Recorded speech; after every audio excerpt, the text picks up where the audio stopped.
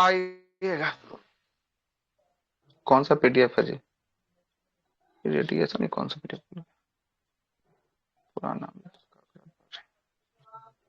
चलिए, आइए, यहाँ से शुरू करना है ना, 35 नंबर सवाल के साथ शुरू करना यस सर। है ना?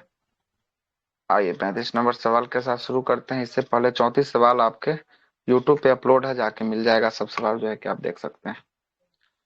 आइएगा 35 नंबर सवाल के साथ कार्यक्रम की शुरुआत करते हैं और पहला सवाल 35 नंबर के साथ शुरू करते हैं। 35वां सवाल क्या बोल रहा है जरा देखिएगा। 35वां सवाल बोलता है कि भारतीय नियोजन समिति के वास्तुकार। आ गया साहब कल वाला क्वेश्चन आप जो बोल रहे थे रोहित जी, महानलोबिस। है ना? पीसी महानलोबिस जो है कि आपको हो जाएगा, क्या हो जाएगा? पीसी महानलोबिस जो है कि आपको हो जाएगा। भारतीय नियोजन के वास्तुकार कौन थे? पीसी महानलोबिस थे। और यह बिहार एसआई प्रीवियस ईयर में पूछा गया है। और यह दूसरे पंचवर्षीय योजना पीसी महानलोबिस मॉडल पे जो है कि आपको आधारित था। और पीसी का मतलब होता है प्रशांत चंद्र जो है कि महानलोबिस। यह एक प्रसिद्ध जो है कि भारतीय वैज्ञानिक और सांख्यिकीविद थे। और इन्होंने भारतीय सांख्यिकी संस्थान की स्थापना कब किया था? 1931 में जो है कि आपको किया है। और भारत सरकार ने इनके जन्मदिन पर 29 जून को हर साल कौन सा दिवस के रूप में मनाता है भारत सरकार? सांख्यिकी दिवस के रूप में जो है कि आपको मनाता है। और राष्ट्रीय नियोजन समिति की स्थापना की बात करेंगे, इसकी स्थापना कब होता है? वर्ष 1938 में जो है कि आपको होता है, जब पंडित जवाहरलाल नेहरू की अध्यक्षता में जो है कि आपको किया जाता है। और सर्वप्रथम 1928 ईस्वी में नियोजन जो है कि आपको नियोजित अर्थव्यवस्था की शुरुआत जो है कि आपको हुई थी। तो नियोजित अर्थव्यवस्था कब का है? 1928 का होने वाला है। और आर्थिक नियोजन समाजवादी अर्थव्यवस्था की क्या होने वाली है? ये समाजवादी अर्थव्यवस्था की विशेषता जो है कि आपको होने वाली। आगे देखिएगा अगला सवाल जो बोल रहा है 36वां नंबर सवाल क्या बोल रहा है? 36वां सवाल बोल रहा है कि निम्न में से किसकी पहचान करे? इसकी पहचान करे जो रिजर्व बैंक के कार्य नहीं है। तो रिजर्व बैंक के कार्य नहीं है तो जनता का पैसा का जमा करना, ये जनता का पैसा को जमा नहीं करता, यही रिजर्व बैंक का कार्य नहीं है। बाकी सब काम है, विदेशी विनिमय का भंडारण करना और संरक्षण करना, करेंसी नोट को जारी करना, नकद आरक्षित जो है कि आपको संरक्षण करना, ये बिल्कुल सही है। जनताओं का खाता जो है कि आपको किसमें खुलता है? वाणिज्यिक बैंकों में खुलता है। कहाँ खुलता है? वाणिज्यिक बैंक में खुलता है, ना कि आरबीआई में जो है कि आपको खोला जाता है। आरबीआई में जो है कि आपको नहीं खोला जाता है। आरबीआई में किसका खाता खोला जाता है? वाणिज्यिक बैंकों का खाता जो है कि आपको आरबीआई में खोला जाता है। क्लियर है ना? आगे चलते हैं। क्योंकि आरबीआई में आम जनता का खाता नहीं खुलता, इसलिए आरबीआई में कोई जनता रुपया जमा नहीं कर सकता है। ठीक है, अगला है कि जनता से प्राप्त जमा पर ब्याज देना देना छोड़कर बाकी जो है कि आपको विकल्प जो है कि आपको दिए गए सारे कार्य जो है कि आपको क्या है? आरबीआई के कार्य होने वाले हैं। आगे चलते हैं, अगला प्रश्न है 37 नंबर सवाल। भारत के किस राज्य में शिशु मृत्यु दर सबसे कम होने वाला है? तो शिशु मृत्यु दर सबसे कम कहाँ का है? केरल का सबसे कम जो है कि आपको होगा। और सबसे अधिक शिशु मृत्यु दर की बात करेंगे कहाँ होगा? तो ये होगा आपका कहाँ पे? मध्य प्रदेश में होगा। मध्य प्रदेश में कहाँ होगा? मध्य प्रदेश में सबसे अधिक होगा। ठीक है, एमपी में सर्वाधिक होगा, एमपी में, है ना, सर्वाधिक होगा। और सबसे कम तो आपको प्रश्न में ही दिया है, केरल होगा। देखिए क्या बोलता है 2023 के डाटा के अनुसार भारत में शिशु मृत्यु दर जो है कि आपको प्रति 1000 जीवित में से जो है कि आपको कितना मरता है? तो ये जो है कि आपको 26.61, मतलब मोटा मोटी मान लीजिए 27 को जो है कि ऐसा होता है। और भारत में केरल राज्य के शिशु जो है कि मृत्यु दर की बात करेंगे कितना है सबसे कम जो है? तो रेशियो निकाल दिया है, तो मतलब 1000 पर निकाला है, तो पूरा जनसंख्या के आधार पर निकालेगा। तो एग्जाम्पल के तौर पे बताया कि 1000 में इतना होगा, मतलब ओवरऑल में इतना है, तो 1000 में कितना? तो 1000 में इतना होगा, भाग दे के निकाल लिया होगा डेटा को। ठीक है ना? आगे चलते हैं। भारत में केरल राज्य में शिशु मृत्यु दर सबसे कम है। और सबसे कम कितना है? तो भारत में मात्र 1000 जो बच्चा जन्म लेता है, वो 1 साल तक होते होते कितना बच्चा उसमें से मात्र मरता है? तो उसमें से मात्र 12 बच्चा जो है कि आपको मरता है, बाकी सब बच्चा जो है कि आपको जीवित होता है। और सर्वाधिक दे ही दिया है इसमें, भारत में सर्वाधिक शिक्षित राज्य एवं सबसे जो है कि आपको उच्च जीवन स्तर वाला राज्य कौन है? केरल है। और मध्य प्रदेश में शिशु मृत्यु दर की संख्या सबसे अधिक जो है कि आपको कहाँ पे होगी? सबसे अधिक जो है कि आपको मध्य प्रदेश में होने वाली है ना? आगे चलते हैं। 38वां नंबर सवाल बोलता है कौन पेपर चल रहा है? 10वां नंबर सवाल पूछ रहा है इकोनॉमिक्स का, बाप रे, है ना? आगे देख लेते हैं लास्ट में कौन सा पेपर है ना? विश्व व्यापार संगठन डब्ल्यूटीओ का मुख्यालय क्या है? डब्ल्यूटीओ का मुख्यालय कहाँ है? डब्ल्यूटीओ का मुख्यालय जो है कि आपको, है ना, जनेवा में होने वाला है। कब का पेपर है? 2018 का। 18 सर। हाँ 2018 का पेपर होगा। ठीक है, 2018 में 10 को इकोनॉमिक्स है, देख रहे हैं ना?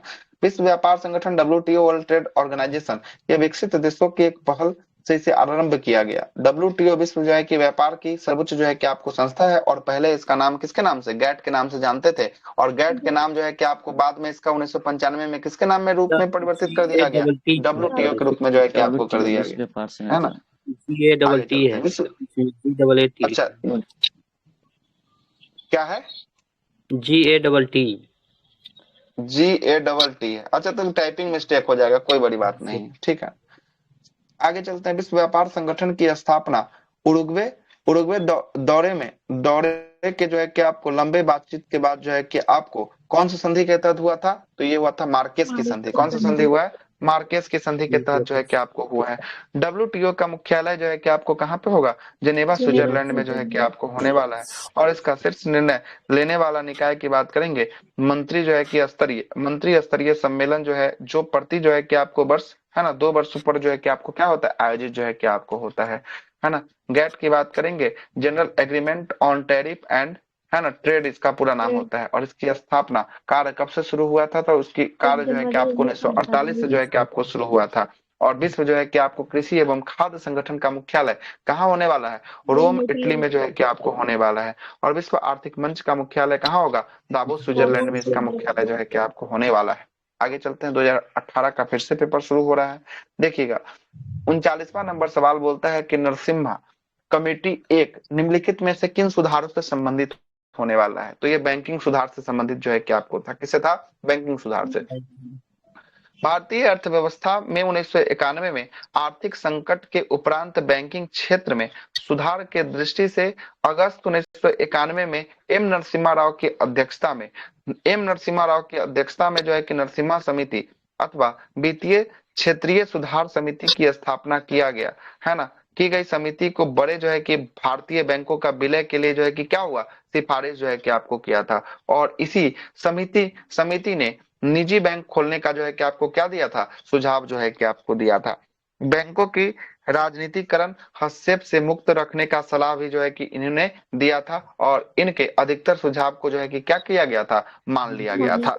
आगे चलते हैं, चलैया समिति का संबंध किससे था, कर सुधार से था, किससे था, कर सुधार से था। विवेक देवराय समिति का संबंध रेलवे में सुधार से जो है कि आपको विवेक देवराय समिति था। और विवेक देवराय समिति का गठन कब किया गया, 1916 में जो है कि आपको किया गया।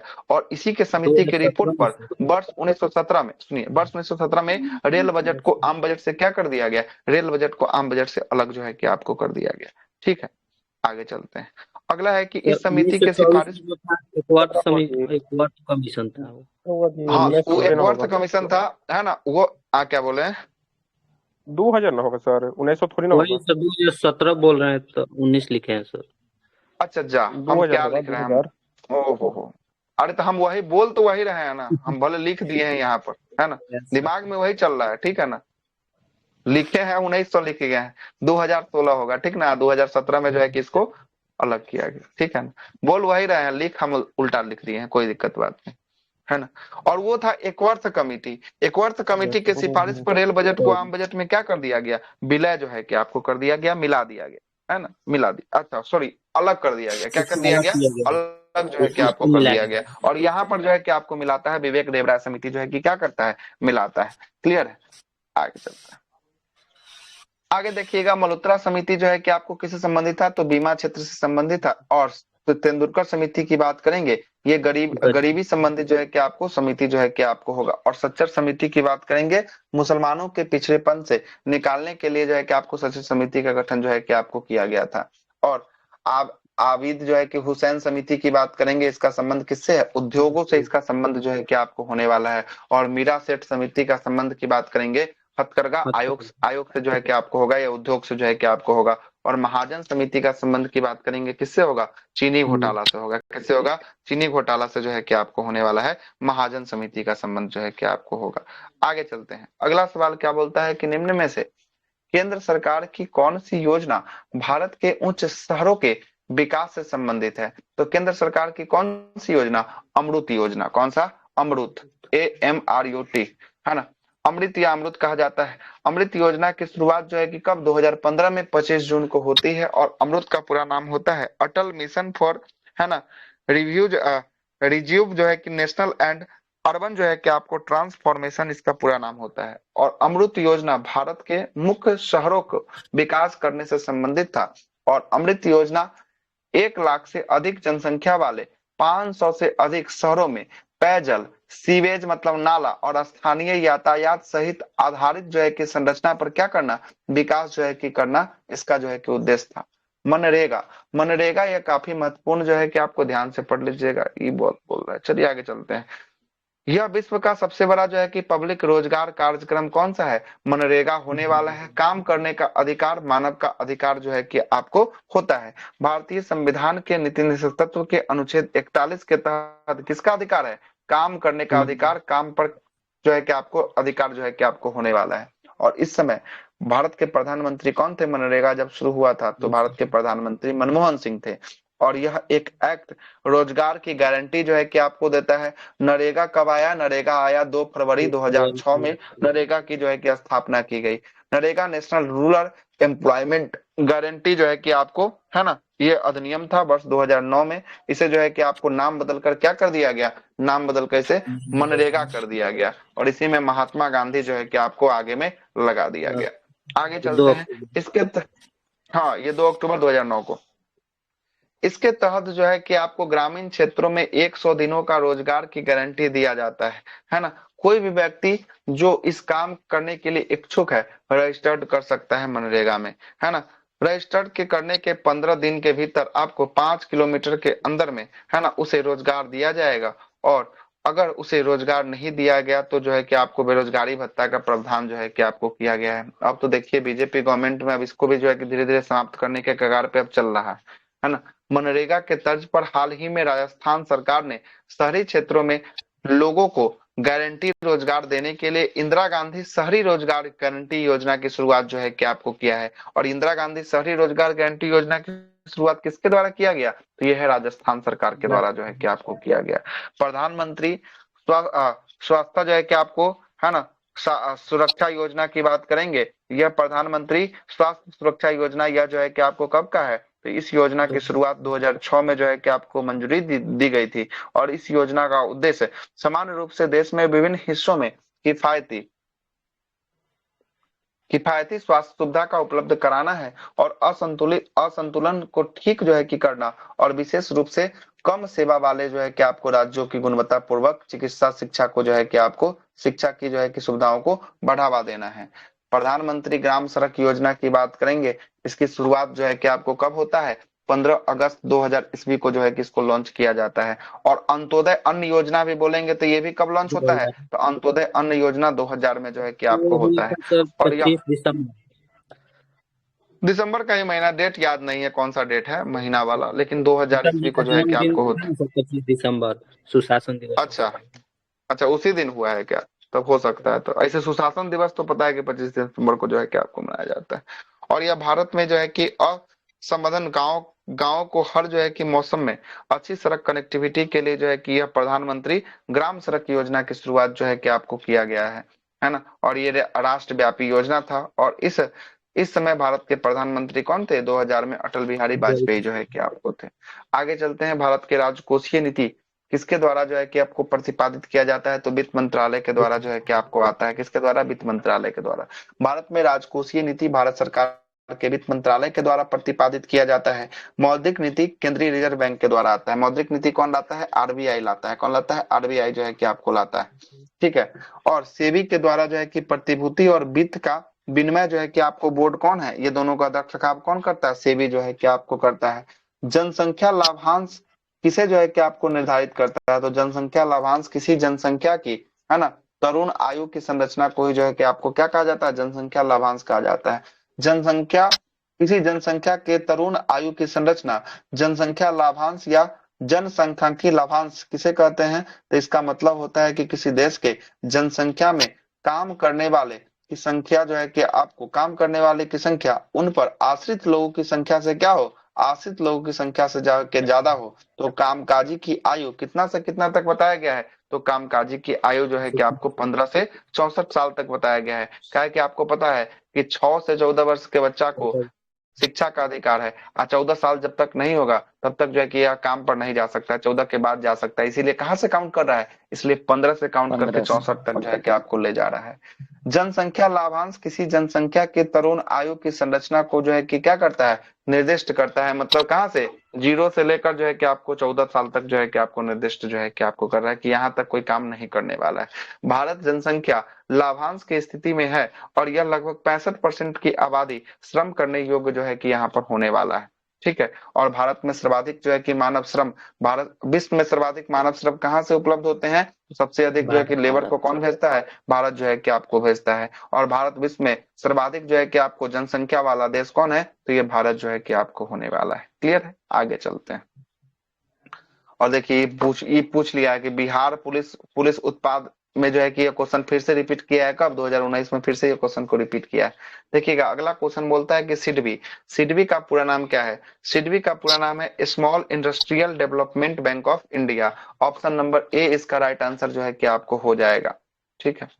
और सिडबी की स्थापना 2 अप्रैल 1990 को इसको स्थापित किया गया था। और इसका मुख्यालय कहाँ है, सिडबी का मुख्यालय लखनऊ में जो है कि आपको होने वाला है। और सिडबी भारत में सूक्ष्म लघु मध्यम उद्यम वित्त कंपनियों को संग्रह लाइसेंस और विनियम के लिए शीर्ष जो है कि आपको निकाय कौन होगा, सिडबी जो है कि आपको होगा। 2019 का पेपर है, आइए 2019 के पेपर को देखते हैं।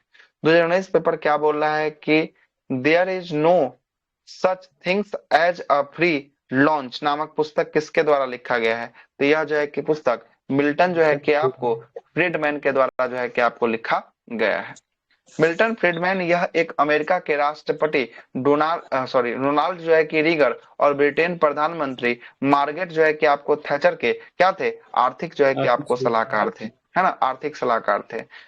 There is no such things as a free जो है कि आपको लॉन्च, यह पुस्तक मिल्टन जो है कि फ्रीडमैन ने जो है कि आपको द्वारा लिखा गया है। और इसको वर्ष 1976 ईस्वी में अर्थशास्त्र में क्या दिया गया, इनको नोबेल पुरस्कार भी जो है कि आपको दिया गया। इन्होंने मैक्रो इकोनॉमी सिद्धांतों का विश्लेषण पे बहुत ही ज्यादा महत्वपूर्ण योगदान दिया है। फ्रीडमैन अमेरिकी अर्थशास्त्री थे जिन्होंने खपत विश्लेषण, मौद्रिक इतिहास और सिद्धांत और स्थितीकरण नीति की जटिलता पर अपना शोध किया है। लिस्ट को जर्मनी की आर्थिक राष्ट्रवाद का क्या माना गया है, पिता जो है कि आपको माना गया है। और हिटलर जर्मनी का तानाशाह जिसमें द्वितीय जो है कि विश्व युद्ध की शुरुआत जो है कि आपको किया है। और इसकी आत्मकथा क्या है, हिटलर की आत्मकथा जो है कि आपको मिन कैंप होने वाला है ना, मिन कैंप जो है कि आपको होने वाला है। आगे चलते हैं, 45वां सवाल है, वस्तु संयोग स्थापनम के उदाहरण जो है कि आपको क्या होने वाला है, तो इसका उदाहरण जो है कि आपको संयोग, एक दूसरे के साथ मिलना, तो पेन और स्याही का मिलना, तभी ना जो है कि आपको लिखा जाएगा, है ना। और देखिए सोना और पानी का कोई मिलाव नहीं है। सेब और केला दोनों अलग अलग है। वाया जूता बाया जो है कि आपको दाया, बाया जूता और दाया जूता, है ना, ये जो है कि आपको, हाँ। लेकिन ये भी है तो एगो पहन सकते हैं, एगो नहीं पहन सकते, लेकिन यहाँ पर पेन और स्याही जो है कि आपको जब तक नहीं रहेगा तब तक लिखा ही नहीं जाएगा, है ना। आगे चलते हैं, वस्तु जो है कि आपको संयोग स्थापन वह अवस्था है जिसमें एक वस्तु को दूसरे वस्तु पर बिना कोई उपयोग नहीं किया जा सकता है। बिना कोई उपयोग नहीं किया मतलब दोनों की उपस्थिति जो है कि आपका होना आवश्यक है ना। पेन और स्याही, पेट्रोल और गाड़ी का संयोग इसका उदाहरण है। तो पेट्रोल और गाड़ी, तो गाड़ी में जब तक पेट्रोल नहीं डालेंगे तब तक चलेगा नहीं, पेन में जब तक स्याही नहीं रहेगा तब तक चलेगा नहीं। वस्तु जो है कि प्रतिस्थापन में एक वस्तु को दूसरे वस्तु के पूरक होते हैं, अर्थात एक के बदले दूसरे का प्रयोग किया जा सकता है। जैसे चाय के बदले क्या, चाय के बदले कॉफी का सेवन का प्रयोग जो है कि आपको करना। चौथा नंबर सवाल बोल रहा है 46 का 4 नंबर, ये बोल रहा है कि 2011 के जनगणना के अनुसार सर्वाधिक जनसंख्या किस राज्य में है। तो सबसे अधिक जनसंख्या जो है कि आपको उत्तर प्रदेश में है। उत्तर प्रदेश के बाद दूसरा पर कौन आएगा, महाराष्ट्र आएगा। और महाराष्ट्र के बाद तीसरा पे कौन आएगा, बिहार आएगा। कौन आएगा, बिहार जो है कि आपको आएगा। जबकि न्यूनतम जनसंख्या कहाँ पे, सिक्किम में जो है कि आपको होने वाला है। और विश्व की आबादी का भारत में आबादी 17 कितना परसेंट, 5% जो है कि आबादी होने वाला है। अगला सवाल है, कब का पेपर है, 2019 का पेपर है। चलिए 2019 का पेपर है, जीडी जीडीकेपी जीडीकेपी सकल घरेलू ज्ञान उत्पाद शब्द का खोजकर्ता कौन था? तो इसके खोजकर्ता जो है कि आपको बेटो जो है कि आपको पास्पो जो है कि आपको थे, है ना। ऑप्शन नंबर क्या हो गया? ऑप्शन नंबर ए जो है कि आपको हो गया। ग्रॉस डोमेस्टिक नॉलेज प्रोडक्ट सकल घरेलू ज्ञान उत्पाद जीडीकेपी का विचार जो है कि दक्षिणी कैलिफोर्निया विश्वविद्यालय के प्रोफेसर बेटो जो है कि आपको सुल पास्तो ने जो है कि आपको दिया था। जीडीकेपी आधारित अर्थव्यवस्था का 4 बुनियादी स्तंभ के माध्यम से किसी राष्ट्र के विकास और भविष्य को मापा जाता है। पहला है नॉलेज जो है कि आइटम्स, दूसरा है कंट्री नॉलेज प्रोडक्टिंग, है ना, मैट्रिक्स, और तीसरा क्या है? तीसरा है कंट्री नॉलेज यूजर जो है कि मैट्रिक्स, और चौथा क्या है? चौथा है कॉस्ट ऑफ लर्निंग। ये 4 जो है कि आपको चीजों को दिया गया था। आगे चलते हैं 48 का 2 नंबर, है ना। जिन लोगों का आयु 27 से कम साल है, बिहार पुलिस ड्राइवर की बहाली आएगी। उनको बस इतना करना है कि अपना क्या बनाना है? ड्राइविंग लाइसेंस बनवा के रख लेना है। तो बनवा लीजिएगा, ज्यादा बेस्ट रहेगा। 5-6 हजार में आपके जिला मुख्यालय से ड्राइविंग लाइसेंस बन जाएगा, है ना। आयु उसमें ज्यादा नहीं देता है, इसीलिए बोल रहे हैं। सबको फॉर्म नहीं भर सकते, उसमें कमी जो है कि एज वाले 27 साल तक अगर आपका है और कैटेगरी में है तो थोड़ा सा जो है कि आपको और जो है कि आपको मिलेगा, वैकेंसी आने के बाद पता चले। एज रिलैक्सेशन ड्राइविंग मिलेगा ना लाइसेंस, सर? हाँ, एज रिलैक्सेशन मिलना चाहिए। ड्राइविंग लाइसेंस जो है कि आपको लेट विक जो है कि 2 चक्का और 4 चक्का वाला जो है कि आपको चाहिए, नहीं ठीक सर, ना। यही जो है कि आप एग्जाम का पेंडिंग ड्राइविंग क्या? तो 10 दिन में सीख जाइएगा। कोई ड्राइविंग सीखना बहुत नॉर्मल, साइकिल मोटरसाइकिल से आसान है 4 चक्का चलाना, इस बात को समझिए, ठीक है। जितना साइकिल हाइट चलाना मोटरसाइकिल चलाना कठिन है ना, उससे आसान है 4 चक्का चलाना, ठीक है। समझ कर रहे हैं? हाइट और एग्जाम पैटर्न सेम ही रहता है इसका? हाँ, उसमें सब कुछ सेम जो है कि आपको रहेगा। हाइट भी जो है कि आपको खोजता है, उसमें थोड़ा सा कम शायद खोजता है ना, उस नोटिफिकेशन आने के बाद। लेकिन उसमें आपको चाहिए ड्राइविंग लाइसेंस चाहिए, है ना, हर हाल में चाहिए, तभी जाकर आप उस फॉर्म को फिल कर पाएंगे। आज जो लड़की है उनके लिए अति आवश्यक है, जिनका एज 27 से कम बचा हुआ है, उनके लिए भरना जो है कि आपको, अगर आप बनवा लेते हैं ना तो आपका हर हाल में हो जाएगा। क्या है कि लड़कियों को जो है कि आपको ना देखते हैं ना, पोस्ट खाली जाता है। महिला थाना में महिला ड्राइवर नहीं रहती है, पुरुष ड्राइवर रहता है चलाने वाला, समझ रहे हैं। और हर एक जो है कि आपको जिला में 2-3 गो महिला थाना दिखाई दे ही देगा, है ना। अब नहीं है तो क्या करें, मजबूरी में जो है कि आपको जेंट्स चला रहा है ना। इसलिए बनवा लीजिएगा तो ज्यादा अच्छा रहेगा। 5 से 6 हजार रुपया खर्च होगा ड्राइविंग लाइसेंस बनवाने में, और आपको हमेशा के लिए वो काम जो है कि आपको करेगा, है ना। बनवा लीजिएगा तो ज्यादा बेस्ट रहेगा, है ना, सही रहेगा। आपको नहीं भी आता है ना चलाने, तैयो आपको बना के दे देगा, है ना, तैयो बना के दे देगा। आपको टेस्ट नहीं देना होगा, वेंडर से बनवाइएगा ना तो टेस्ट नहीं देना पैसा हो पड़ेगा। जाता है, हाँ टेस्ट ले लेगा पैसा वैसा तब सब हो सर? जाता है। हाँ, कहीं टेस्ट ले लेगा तब क्या करेंगे? टेस्ट नहीं ले, पैसा कथी का ले रहा है? 6 हजार रुपया, 6 हजार रुपया कथी का ले रहा है कि टेस्ट लेगा वो? फिर आपको कुछ नहीं करना, आपको वेंडर सब कुछ बनवा के आपको देगा, ठीक ना। आपको कहीं कुछ नहीं दौड़ना भागना है, आपको खाली फोटो सिग्नेचर करके दे देना है। बाकी आपको लर्निंग आपके घरे पे पहुंचा देगा, है ना। चालान कटेगा, उसको खाली पैसा खाली मिल जाएगा, बस बात खत्म हो गई, सर शिवम बनवाता है सर, तो कहीं का भी बनवा देगा। शिवम बनवाता है। उसका तो वो कहीं अपने के ही जिला बन का ना सकता बनवाएंगे। है। नहीं सर, कहीं का कहीं बन सकता है, कोई जिला वाइज अच्छा, थोड़ी कहीं ना। का कहीं अच्छा, आरटीओ में कहीं से कहीं बन सकता है। तो ये हमारा काम है, करवा दीजिएगा। तो थोड़ा सा काम क्या है सुनिएगा। काम है कि मेरा कार्ड स्क्रैच हो गया है पूरा। तो कार्ड को फिर से री जो है कि आपको क्या करना है, दोबारा लेना है। क्या उसका प्रोसेस? पूछ के उसमें फोटो बताएंगे तो नहीं सर, दिखता है। पूछ अच्छा के ठीक है, बताएंगे पूछ सर। के बताइए, है ना। हम बहुत दिन से सोचते हैं कि जाएंगे घर, तो जाएंगे जिला में एक बार पता करेंगे, लेकिन टाइम ही नहीं मिलता है कि जाए। तो पूछिएगा, री इशू हमको करवाना है कार्ड को दोबारा फिर से, है ना। एक्सपायरी नहीं ना फोटो हुआ पता नहीं है? चल रहा है। नहीं एक्सपायर नहीं हुआ, फोटो उसमें पता नहीं चल रहा। तो फोटो जो है शायद ना लगता है पर्स में खुद रखे से रखे फोटो ऑनलाइन उड़ भी गया कर है। सकते हैं सर। एक बार उसका प्रोसेस पूछ के बताइएगा हमको, कैसा क्या प्रोसेस, ठीक है, बताइएगा, ज्यादा बेस्ट रहेगा, है ना। जिनको बनवाना है बता बनवा देंगे। लीजिए, ज्यादा वैकेंसी अच्छा खासा आने वाला है ना। 3-4 हजार के आसपास जो है कि आपको आएगा उसका वैकेंसी, है ना, उसमें।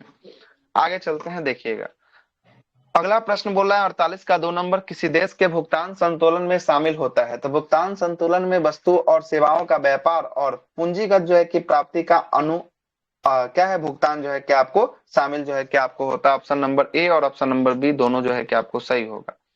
बैलेंस ऑफ पेमेंट्स बीओपी भुगतान संतुलन किसे कहते हैं? एक निर्दिष्ट अवधि में किसी देश और शेष विश्व के बीच जो है कि सभी वित्तीय लेन देन का रिकॉर्ड जो है कि आपको क्या कहलाता है? बैलेंस ऑफ पेमेंट जो है कि आपको कहलाता है। बीओपी को अंतरराष्ट्रीय भुगतान संतुलन के रूप में भी जो है कि आपको जाना जाता है और किसी देश के भुगतान संतुलन में वस्तु और सेवाओं का व्यापार तथा पूंजीगत प्राप्ति और भुगतान शामिल जो है कि आपको होता है। बीओपी किसी देश में आने वाले धन और शेष जो है कि आपको विश्व में जाने वाले धन का बीच का क्या करता है? अंतर को जो है कि आपको दिखाता है। भुगतान संतुलन खाते दो प्रकार के होते हैं, एक चालू खाता होता है और दूसरा कौन सा खाता? पूंजी खाता जो है कि आपको पूंजी होता है। खाता। चालू खाता में दृश्य एवं अदृश्य आयात निर्यात से संबंधित भुगतान और प्राप्ति का लेखा होता है, जबकि पूंजी खाता में पूंजीगत वित्तीय भुगतान एवं प्राप्ति का लेन देन का क्या होता है? खाता जो है कि आपको होता है। क्लियर है? अगला है 49वां नंबर सवाल की बात करेंगे। 49वां सवाल बोलता है कि निम्नलिखित में से कौन सा थर्मल पावर जो है कि आपको प्लांट बिहार में स्थित नहीं है? तो बिहार में कौन है? औरैया जो है कि आपको बिहार में जो है कि आपको नहीं है, जबकि बरौनी ये बेगूसराय में, कहलगांव ये भागलपुर में, मुजफ्फरपुर में, आपको कांटी में है। कहाँ पे? कांटी में है। ये तीनों का तीनों जो है कि आपको होगा। ठीक है, आगे चलते हैं। औरैया जो है कि आपको कहाँ है? उत्तर प्रदेश में। कहाँ पे है औरैया? उत्तर प्रदेश में होने वाला है। शेष जो है कि आपको 3 बिहार में होने वाले हैं। कांटी थर्मल पावर प्लांट देखिए ये दे दिया, मुजफ्फरपुर का होगा। बरौनी में जो है कि आपको बेगूसराय में स्थित है, कहलगांव भागलपुर में स्थित है। और बाढ़ सुपर पावर प्लांट जो है कि आपको कहाँ? बाढ़ पटना में जो है कि आपको होगा। बरौनी में तेल शोधक कारखाना जो है कि आपको कहाँ है? बरौनी में होने वाला है। 2019 का पेपर है, सेकेंड शिफ्ट का। सेबी का मुख्यालय कहाँ है? सेबी का मुख्यालय बंबई में जो है कि आपको होगा। Mumbai. SEBI security and exchange board of India, SEBI जो है कि भारतीय प्रतिभूति नियामक बोर्ड और भारत के प्रतिभूतियों के, है ना, कॉमोडिटी बाजार के लिए नियामक जो है कि आपको संस्था है। और सेबी की स्थापना कब? 12 अप्रैल 1988 को जो है कि आपको किया गया। लेकिन इसका राष्ट्रीयकरण कब आया? एक्ट कब आया? 1992 में इसका सेबी का अधिनियम जो है कि आपको बनाया गया और सेबी को वैधानिक जो है कि शक्तियां दी गई और सेबी का मुख्यालय बंबई में होने वाला है। आगे चलते हैं 51 नंबर सवाल। 51वां सवाल बोलता है कि भारत में पहली आर्थिक जनगणना कब हुआ था? तो पहली आर्थिक जनगणना जो है कि आपको वर्ष 1977 में जो है कि आपको हुआ था। भारत की पहली आर्थिक जनगणना 1977 में केंद्रीय सांख्यिकी संगठन CSO के द्वारा किया गया था। भारत में अब तक 7 बार, कितना बार हो चुका है? अब तक भारत में 7 बार जो है कि आर्थिक जो है कि आपको जनगणना हो चुका है। इसमें 1977, 1980, 1990, 1998, 2005, 2013 और 2019 में जो है कि आपको किया गया है। आर्थिक जनगणना जो है कि आपको किया गया है। कितना बार हो चुका है? 7 बार जो है कि आपको हो चुका है। भारत में पहली बार जनगणना का शुरुआत 1872 में लॉर्ड मेयो के काल में हुआ था, जबकि 1881 में पहली बार नियमित जनगणना हुआ था। और भारत में प्रथम जो है कि आपको जातिगत जनगणना की बात करेंगे वर्ष 1900 कब? जातीय जनगणना 1931 में जो है कि आपको किया गया। और 2011 में भी जातिगत जनगणना करवाया गया, लेकिन इसकी संख्या को, डेटा को क्या नहीं किया गया? रिवील नहीं किया गया, खोला नहीं गया पूरे देश के लिए। आगे चलते हैं। सरकार को पता है किस जाति का, कितना धर्म का, कितना लोग यहाँ रहता है, लेकिन डेटा को रिवील नहीं किया गया। अगला प्रश्न क्या बोल रहा है? अगला प्रश्न सुनिएगा। अगला प्रश्न बोल रहा है 52 नंबर सवाल। 52वां सवाल बोल रहा है कि वर्ष 2011 के आंकड़ों के अनुसार भारत में वह राज्य जहां न्यूनतम जनसंख्या घनत्व दर्ज किया गया है। तो न्यूनतम जनसंख्या घनत्व कहाँ पे?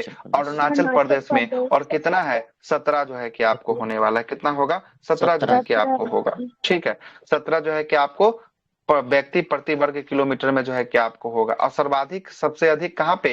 1106 दर्ज किया गया है। कहाँ का? बिहार का जो है कि आपको किया गया है। और भारत का जनगणना कितना है? भारत का जनगणना 382 है ना। और 11,316 की बात करेंगे, ये कहाँ का होगा? ये होगा दिल्ली का होगा। कहाँ का होगा? दिल्ली का होगा। आगे चलते हैं। जेम्स जो है कि आपको टोबिन के द्वारा पहली बार सुझाव दिया गया। टोबिन टैक्स निम्न में से किस लेन देन पर लगाया जाता है? तो टोबिन टैक्स जो है कि करेंसी के लेन देन पर जो है कि आपको लगाया जाता है। तो ये टोबिन जो टैक्स है ना, किस पे है? तो करेंसी के लेन देन पर जो है कि आपको लगाया जाता है। टोबिन कर को मूल रूप से एक मुद्रा के दूसरे मुद्रा में परिवर्तन पर जो है कि आपको जो कर लगता है, इसी कर को टोबिन टैक्स जो है कि आपको कहा जाता है। और इसका सुझाव जेम्स टोबिन ने दिया था और उन्होंने आर्थिक विज्ञान में नोबेल जो है कि मेमोरियल पुरस्कार जो है कि आपको जीता है। विदेशी विनिमय दर में तीव्र उतार चढ़ाव पर अंकुश लगाने के लिए इस कर का प्रस्ताव जो है कि आपको लाया गया, जिस कर का नाम था टोबिन टैक्स। जेम्स टोबिन ने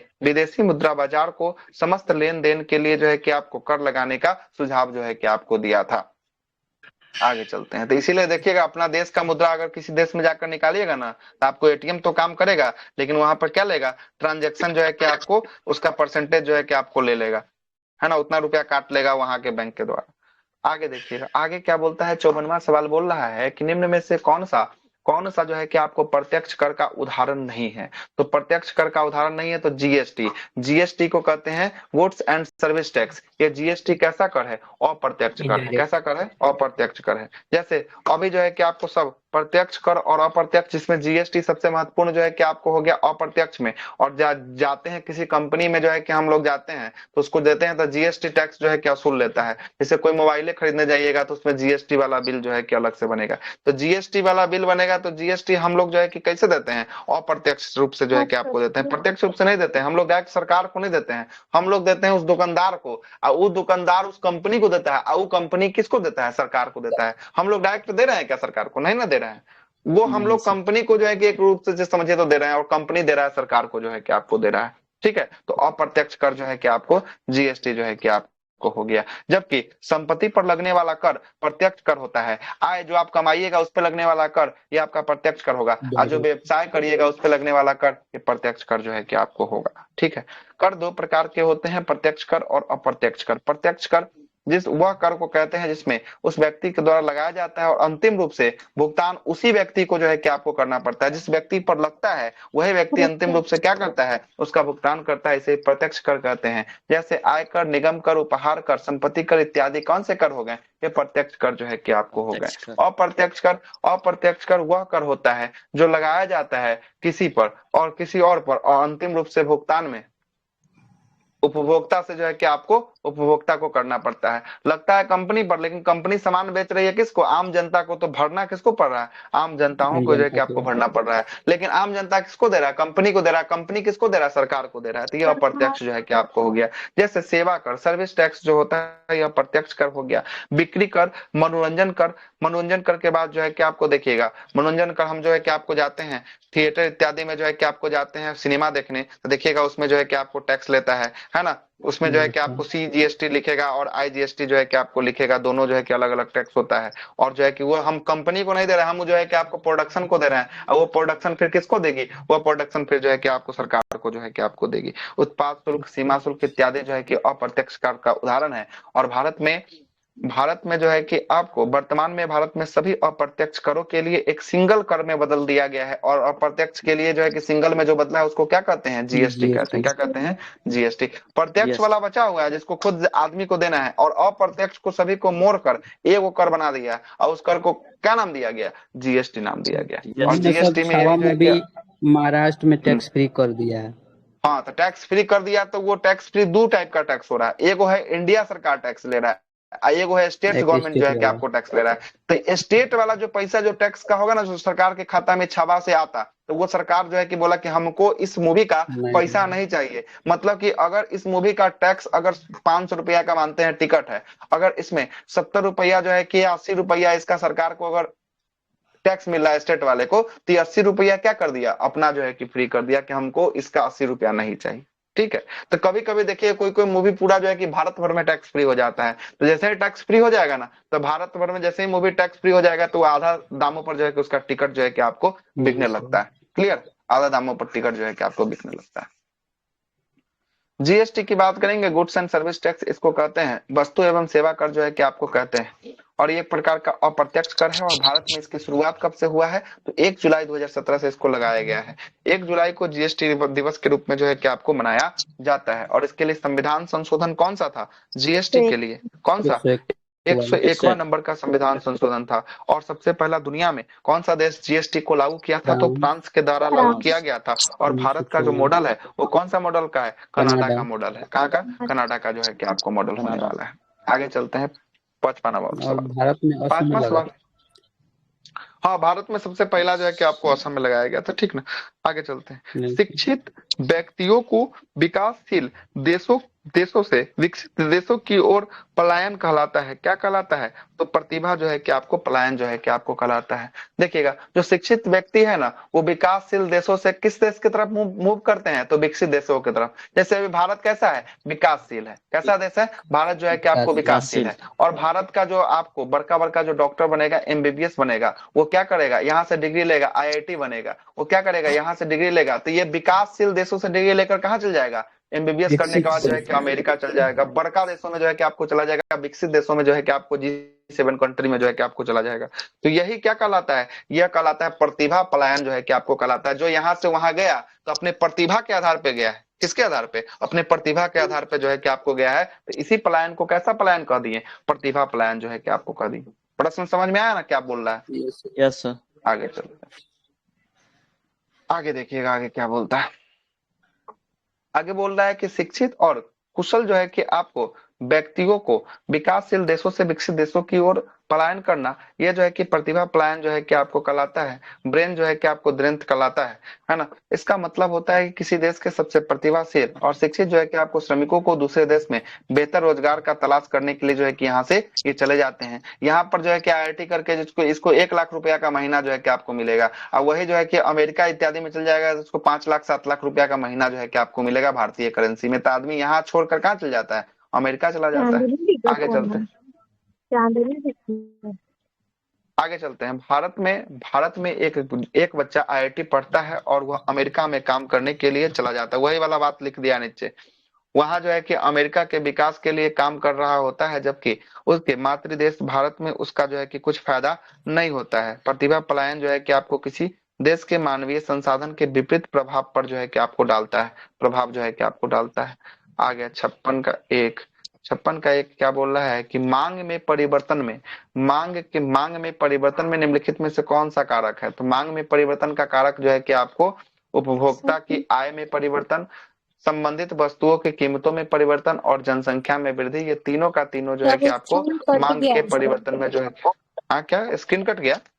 नहीं सर, नो सर, दिख तो रहा। दिख रहा है। अरे आपको कटा होगा तो आपका नेटवर्क डाउन होगा, थोड़ा सा फिर से जो है कि आपको देखिए। ठीक है, आगे चलते हैं। मांग में बदलाव के महत्वपूर्ण जो है कि आपको मांग में बदलाव का मतलब है कि आपको किसी भी उत्पाद या सेवा की मांग में वृद्धि या क्या होना, कमी होना। मांग में बदलाव का कुछ जो है कि आपको कारण है, जैसे उपभोक्ताओं की आय में बदलाव, वस्तुओं की कीमतों में बदलाव, उपभोक्ता की पसंद में बदलाव, प्रौद्योगिकी में बदलाव, जनसंख्या में बदलाव, है ना। फैशन है, क्या लिखा है? फैशन में बदलाव, फैशन, जलवायु में जो है कि आपको बदलाव।